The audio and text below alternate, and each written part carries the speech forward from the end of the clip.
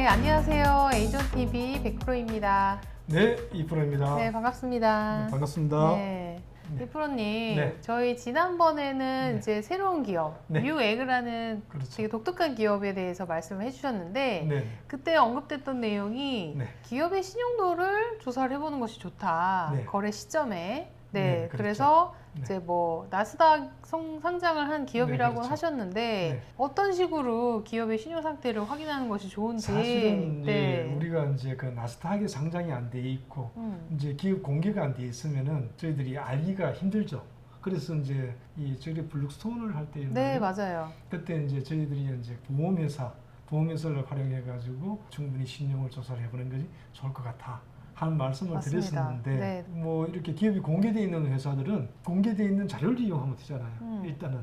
근데 이제 아주 기본적인 네. 상식으로는 네. 나스닥에 상장할 정도면 네. 굳이 기업에 대한 신용도를 조사를 하는 것이 필요한가 이렇게 생각이 들 수도 있거든요. 생각할 수도 있죠. 네. 그런데 이제 기업이라는 게 살아있는 생물이잖아요. 그리고 이제 경우에 따라서는 어제 좋았다가 오늘 나빠질 수도 있고 극한 상황에서는 이 상장 폐지까지도 되잖아요. 네, 유동성이 있으니까. 예. 그 상장 폐지가 되니까 우리가 이제 그거에 대해서 기업을 철저하게 이 파악을 하고 그 기업하고 내가 얼마만큼의 거래를 하는 게 좋겠다 하는 이런 이제 사전에 결심을 하고 들어가기 좋을 것 같습니다. 네, 그래서 이제 아무리 상장된 기업이지만 네. 거래 시점의 기업 현황을 확인을 이제 돌다리도 좀 두들겨보고 가는 것이 그렇죠. 좋겠다. 네, 이렇게 뭐 저희가 이렇게 좀 말씀드리면 어떤 분들이 그렇게 말씀을 하시죠. 아니 거래하는 것도 힘드는데 무슨 이제 뭐 그걸 갖다 조사를 다 하냐. 일단 거래해 놓고 보지. 라는 생각을 하시는 분도 계실 거거든요. 네. 하지만은 그것보다는 이 여러분들께서 소중한 자산을 지키고 제품을 갖다가 판매하고 나가지고 돈을 못 받으면 어떡합니까?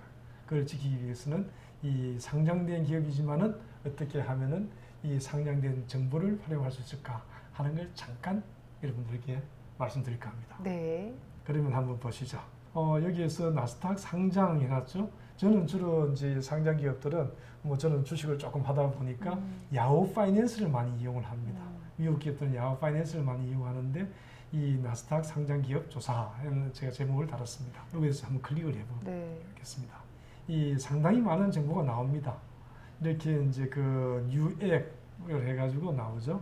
뉴액을 해가지고 이게 나오는데 지금 주가가 많이 빠졌어요.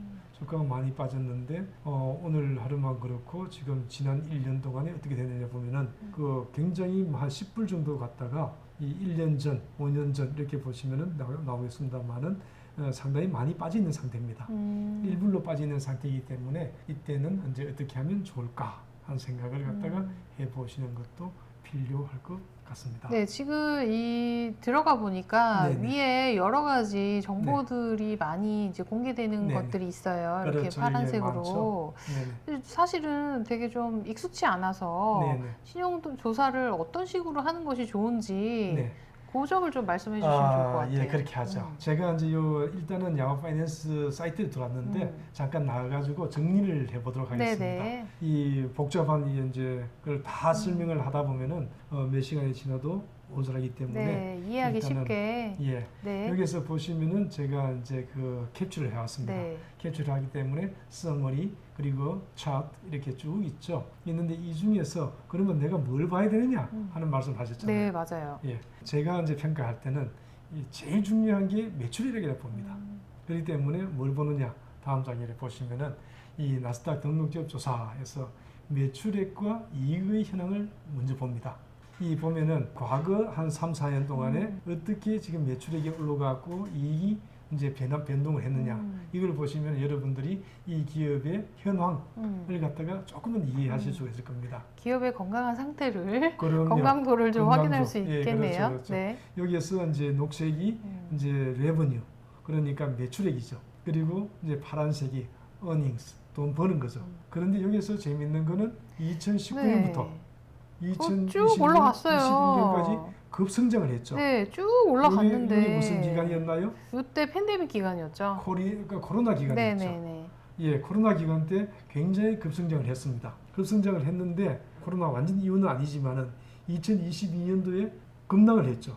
엄청 급락을 빠졌는데요. 하면서 네, 매출이 엄청 한 빠졌어요. 20 몇 프로가 빠진 것 네. 같아요. 20, 30%가 빠진 것 같은데 여기에서 급락을 하면서 여기에서 중요한 거는 이익조차도 마이너스로 전환됐습니다.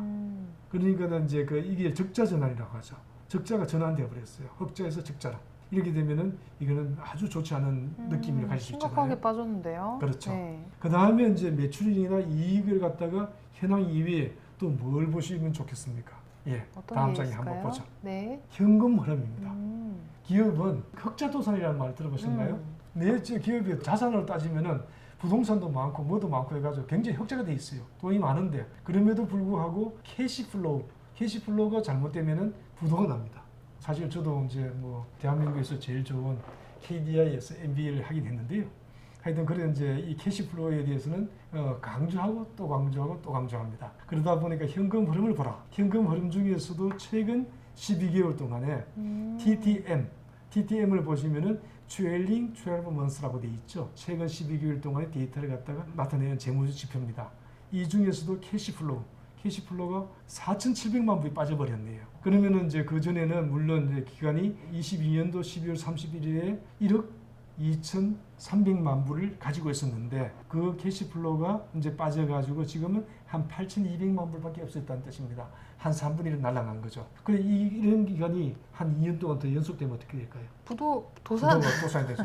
뭐 적자가 돼도 도산이 되지만 캐시플로우가 안 되면은 도산이 될 수 있으니까 네. 이런 데 대해서는 조금 이제 조심을 해야 되겠다. 앞으로 1년간은 뭐 괜찮을 수도 있겠지만은 그래도 악화가 되면은 급증락할 수 있기 때문에 조심을 해야 된다 하는 생각이 듭니다. 네, 그냥 표면적으로 봤을 때 큰 기업이다. 좋다, 네, 좋은 기업이다. 그렇게만 생각할 수는 없는 문제인 것 같아요. 네, 그렇죠.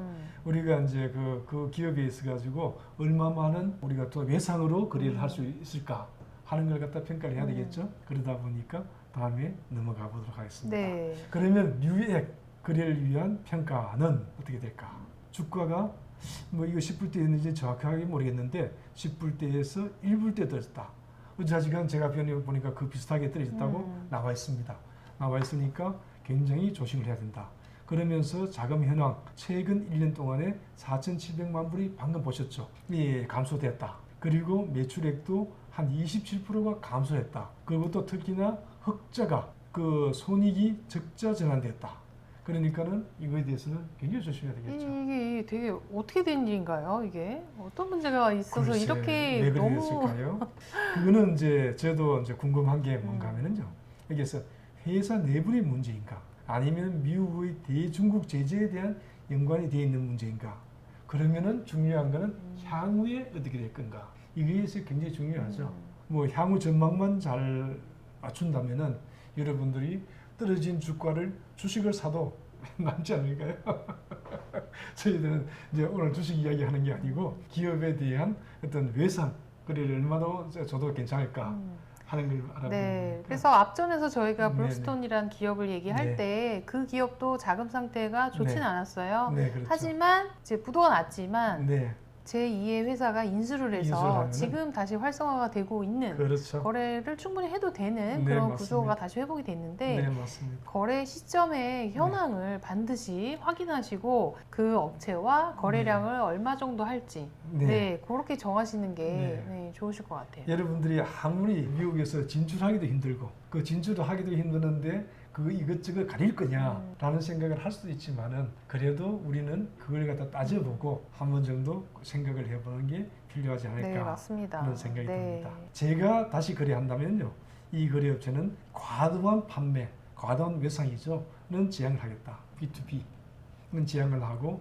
제품 마케팅 위주로 온라인에 올려놓고 더 알리는 기 위주로 하는 게 좋지 않겠느냐 하는 생각을 해봤습니다. 좋은 어떻게 말씀 생각하세요? 해주신 것 같아요. 사실은 이제 네. 나스닥에 딱 네. 등록이 됐다 그러면 믿자. 아까도 말씀드렸듯이 거의 대부분의 사람들이 그냥 물불 안 가리고 거래를 어떻게 좀 해보려고 대량으로 거기서 네. 요구하는 대로 그냥 결정을 해버릴 수도 있는 부분인데 여기서 정말 미국의 기업들하고 네. 거래할 때 중요한 이런 문제점들을 지적을 해주셔서 네. 우리 기업들이 정말 조금 더 조심성 있게 접근하는 그런 노하우를 좀 알려주신 것 같아요. 네, 하여튼 우리 중소기업들이 애써 만든 제품, 보물단지 같은 우리의 제품들을 판매하고 나가지고 돈을 못 받는 일은 없어야 되고 돈을 받더라도 시간이 딜레이 됨에 따라 가지고 내 캐시플로우가 안 좋아지는 그런 상황은 없어야 되기 때문에 여러분들에게 이런 평가하는 방법도 또 알려드리고 좋은 기업도 소개를 해드렸습니다. 네. 잘 활용하시기 바랍니다. 네. 기억하셔야 될 점은 네. 이제 미국에 있는 큰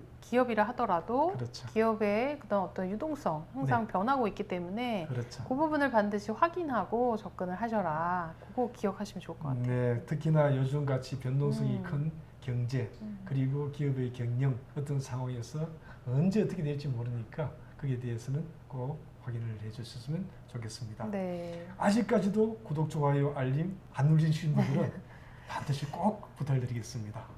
네, 예. 저희 에이존 TV는요, 예. 미국의 온라인, 오프라인 시장, 유통시장에 진출을 하기를 희망하시는 그런 우리 중소기업분들, 네. 여러 중소기업분들이 궁금하신 점, 또 필요한 서비스, 이런 그렇죠. 것들 다양하게 제공을 해드리고 있으니까요, 또 궁금한 내용 있으시면 저희한테 문을 두들겨서 저희랑 상담을 하시면 좋을 것 같아요. 사실은 이런 이 유튜브가 없죠. 네.